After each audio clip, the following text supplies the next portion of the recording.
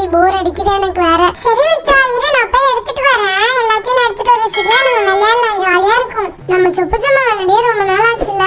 பாரு, இதெல்லாம் பார்த்தே ரொம்ப நாள் ஆன மாதிரி இருக்கு யாஸ்மின். ஆமா ஆமா மித்ரா, இதெல்லாமே ரொம்ப பழசான மாதிரி இருக்கு. எனக்கு தொடச்சுதான் எடுத்துட்டு வந்து வைக்கிறேன். சரி யாஸ்மின், நம்ம நெக்ஸ்ட் டைம் ஷாப்பிங் போகும்போது நிறைய டிஃபரெண்டா திங்ஸ் வாங்கலாம்.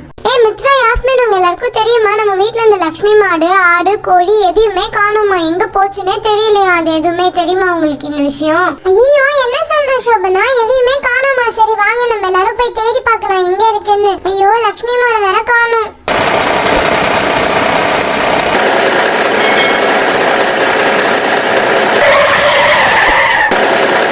மித்ரா, யாஸ்மின், அங்க பாருங்க, எல்லாரும் நம்மளுடைய லட்சுமி மாடையும் மற்ற ஆடுங்களையும் யாரோ எடுத்துட்டு போறாங்க.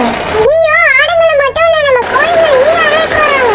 மித்ரா, யாஸ்மின், ஜெனி, வாங்க நம்ம நேரா போய் தடுக்கலாம், இல்ல எடுத்துட்டு போயிடுவாங்க. வாங்க வாங்க, எல்லாரும் சீக்கிரமா அங்க போலாம், அப்பதான் நிறுத்த முடியும் அந்த வண்டியை. வாங்க.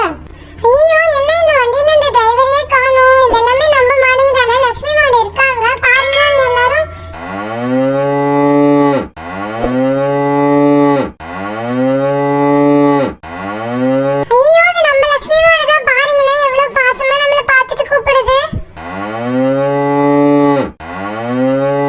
லக்ஷ்மி, எதுக்கும் கவலைப்படாத லக்ஷ்மி. இதோ பாரு, உனக்காக தான் நாங்க எல்லாருமே வந்திருக்கோம். உன்னை காப்பாத்த தான் வந்தோம். இதோ பாரு, எவ்வளவு பேர் இருக்கோம்னு நாங்க.